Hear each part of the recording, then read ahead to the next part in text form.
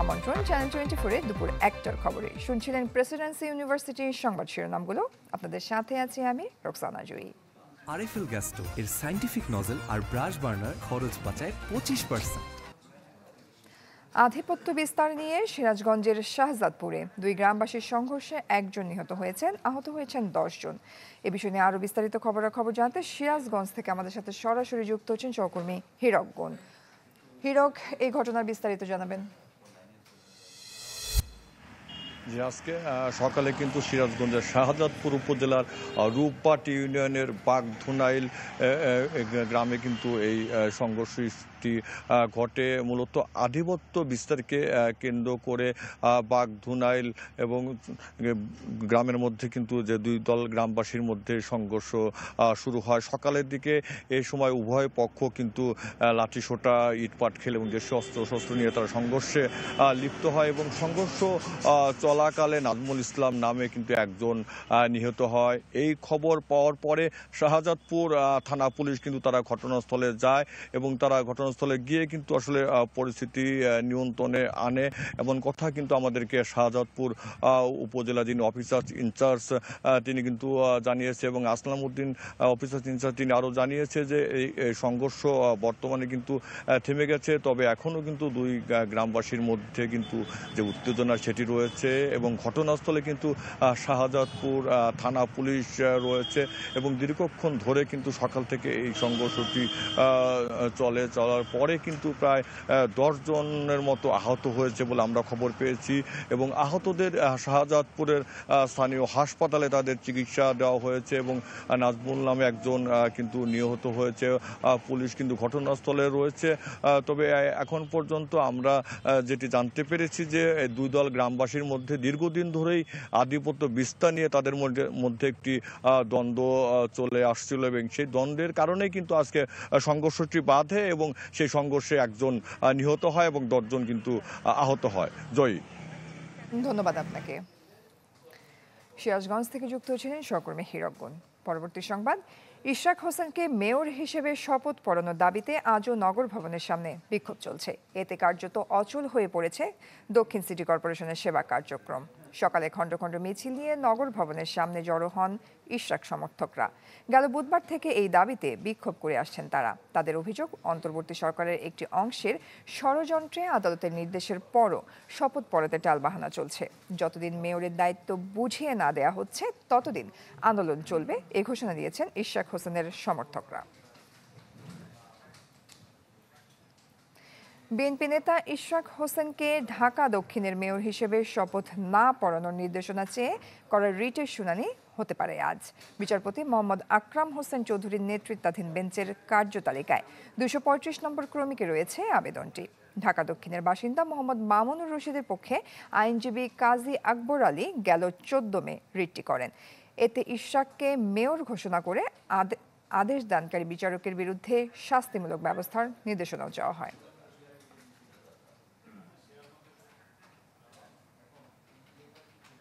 দেশ জুড়ে তোলপা ওয়ালটন ফ্রিজ কিনে আপনিও হয়ে যেতে পারেন মিলেনিয়ার।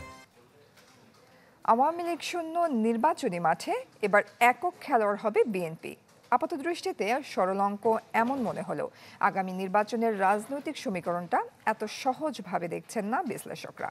বরং তাদের অভিমত, নির্বাচন ঘনিয়ে এলে অস্থিরতা ও জটিলতা বাড়তে পারে আরও, যার কারণ হবে আওয়ামী লীগের সুযোগ সন্ধানী কৌশল ও ষড়যন্ত্র। সাদ বিন শফিকের রিপোর্ট। গণ অভ্যুত্থানে আওয়ামী লীগ শুধু ক্ষমতাচ্যুতই হয়নি, অপাঙ্ক্তেও নির্বাচনে দৌড়েও। এরই মধ্যে নিষিদ্ধ হয়েছে দলটির কার্যক্রম, স্থগিত হয়েছে নির্বাচন কমিশনের নিবন্ধন। আলোচনা আছে ব্যালটে নৌকা প্রতীকের অনুপস্থিতি ভোটের মাঠের সমীকরণে ফেলবে বড় প্রভাব। বলা হচ্ছে এমন পরিস্থিতি অন্য দলের জন্য সৃষ্টি করবে সুযোগ। বিএনপির এক সিনিয়র নেতা এরই মধ্যে ঘোষণা দিয়েছেন, নির্যাতনে অংশ না নেওয়া অপেক্ষাকৃত ভালো ইমেজের আওয়ামী লীগ সদস্যরা ভিড়তে পারবেন বিএনপির বন্দরে। আওয়ামী লীগের ওই চিহ্নিতে দোষর না, বা সমাজের গ্রহণযোগ্য ব্যক্তি, সমাজে কোনোদিন রাজনৈতিকভাবে অস্থিরতা সৃষ্টি করে নাই, তাদের তো হতে কোনো বাধা নেই। অতীতের বিভিন্ন জাতীয় নির্বাচনের ফলাফল বিশ্লেষণে দেখা যায় ভোটারদের একটি উল্লেখযোগ্য অংশ আওয়ামী লীগের ওপর আস্থা রেখে এসেছে।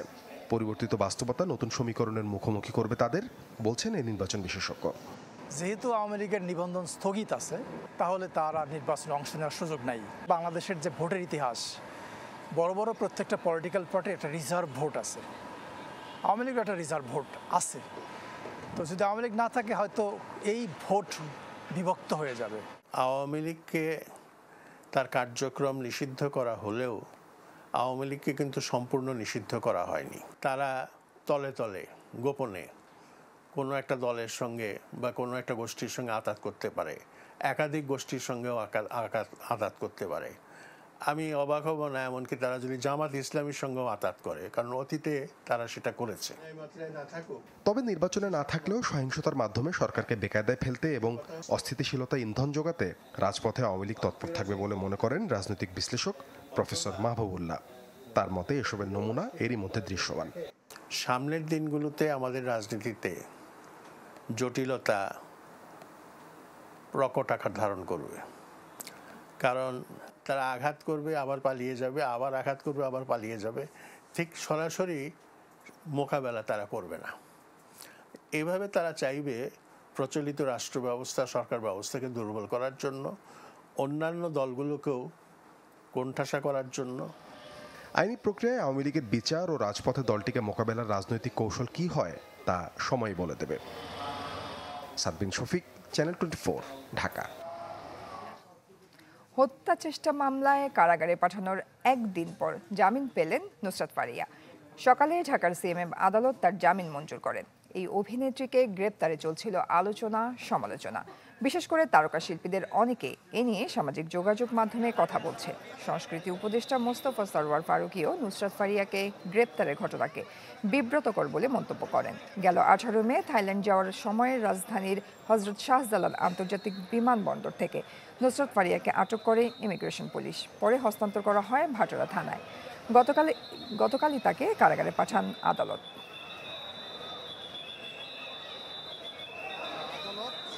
ন্যায় বিচার করেছে এবং একটি ইনোসেন্ট এবং this person was not in the country, তাকে অ্যারেস্ট করাটা হয়তো বা যুক্তিযুক্ত ছিল না। দর্শক, এই বিষয়ে নিয়ে আরো বিস্তারিত খবর জানাতে গাজীপুরের কাশিমপুর কারাগার থেকে সরাসরি যুক্ত হচ্ছেন সহকর্মী রফিকুল ইসলাম খান। রফিক, গ্রেপ্তারের একদিন পর জামিন হয়েছে নুসরাত ফারিয়ার, তো বিস্তারিত সবশেষ কি খবর আছে?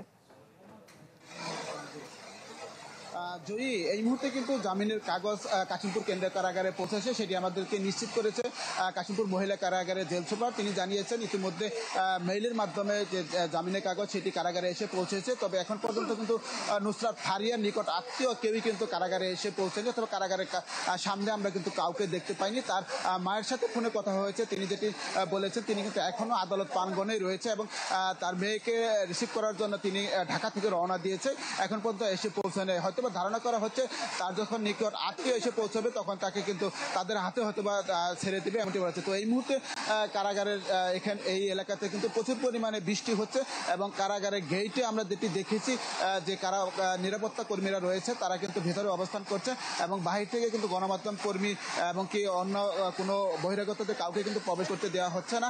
এবং যেটি আমাদেরকে বলা হয়েছে যেহেতু জামিনের কাগজটি কারাগারে এসে পৌঁছেছে, এখন সেই জামিননামার কাগজটি যাচাই বাছাই চলছে, যাচাই বাছাই শেষে তাকে মুক্তি দেওয়া হবে। তো ধারণা করা হচ্ছে যখন তার আত্মীয় স্বজন নিকট আত্মীয় স্বজন যখনই মাত্র কারাগারে এসে পৌঁছবে তাদের কাছে ছেড়ে দেওয়া হবে। এখন শুধু তাদের নিকট আত্মীয় আসলে আসার অপেক্ষায় রয়েছে কারা কর্তৃপক্ষ, সেটি আসলে আমরা জানতে পেরেছি। তো দেখা যাক আসলে যেহেতু জামিনের কাগজ এসে পৌঁছেছে তার আত্মীয় স্বজন কতক্ষণে এসে কারাগারে পৌঁছায় সেটি দেখার বিষয় এবং আসলে কারাগার থেকে বের হয়ে যাবে এমনটি ধারণা করা হচ্ছে। এই ছিল এখান থেকে সর্বশেষ খবর। রফিক, ধন্যবাদ আপনাকে। দর্শক, কাশিমপুর কারাগার থেকে যুক্ত হয়েছিলেন সহকর্মী রফিকুল ইসলাম খান। নারী নির্যাতন মামলায় গায়ক মাইনুল আহসান নোবেলকে গ্রেপ্তার করেছে ডেমরা থানা পুলিশ। শাহরুলিয়ার বাসা থেকে তাকে গ্রেপ্তার করা হয়।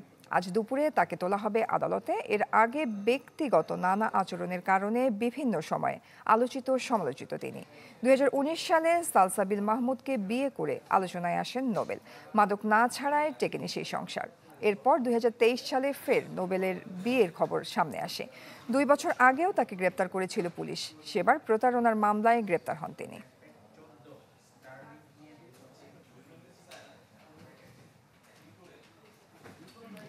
লাঞ্ছনাকারী শিক্ষার্থীদের শাস্তির দাবিতে আজও অবস্থান কর্মসূচি পালন করছেন খুলনা প্রকৌশল ও প্রযুক্তি বিশ্ববিদ্যালয়ে কুয়েটের শিক্ষকরা।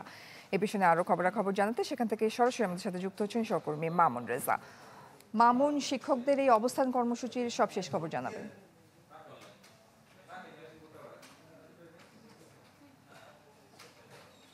জয়ী, কুয়েটের শিক্ষকরা দুপুর 12টা থেকে 1টা পর্যন্ত প্রশাসনিক ভবনের সামনে তারা অবস্থান কর্মসূচি পালন করেন। এর আগে প্রায় আধা ঘন্টা তারা উপাচার্যের কক্ষে একটি বৈঠক করেন।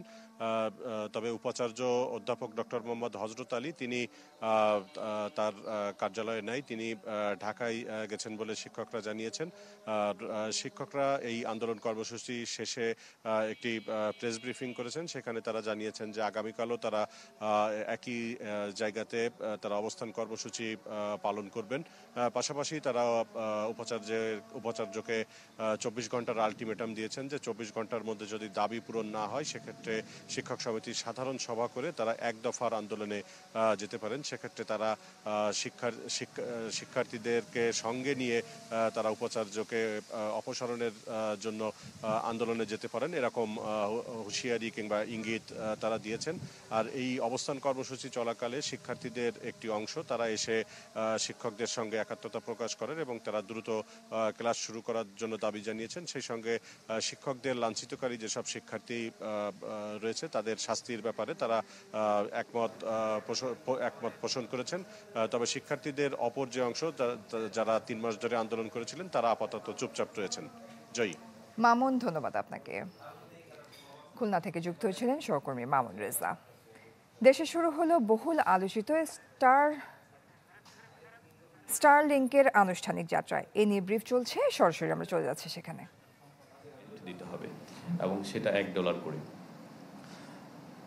তারপরে যেহেতু প্রতিটা ডিভাইসের উপর, কানেক্টেড ডিভাইসের উপরে আমরা ট্যাক্স এবং ভ্যাট আহরণ করব, সেজন্য এই ডিভাইসগুলোর বিপরীতে তাদেরকে নো অবজেকশন সার্টিফিকেট দিতে হবে। এতে করে সরকারের একটা ট্যাক্সেশনের দিক থেকে একটা ফিজিবিলিটি থাকবে, অর্থাৎ revenue generation point of view থেকে। তো যেহেতু এটা ডিজিটাল সিস্টেম, আমরা মনে করি এখানে কর ভ্যাট ফাঁকি দেওয়ার মতো কোনো সুযোগও থাকবে না।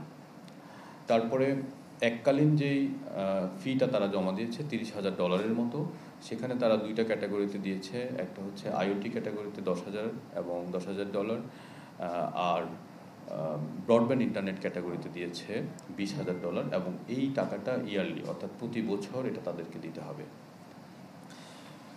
এখানে স্টারলিংক আসার পর থেকেই আমরা বিভিন্ন ধরনের প্রশ্ন নাগরিক সমাজ, সাংবাদিক, সহকর্মী এবং বিভিন্ন শ্রেণী পেশার মানুষের কাছ থেকে পেয়ে আসছি।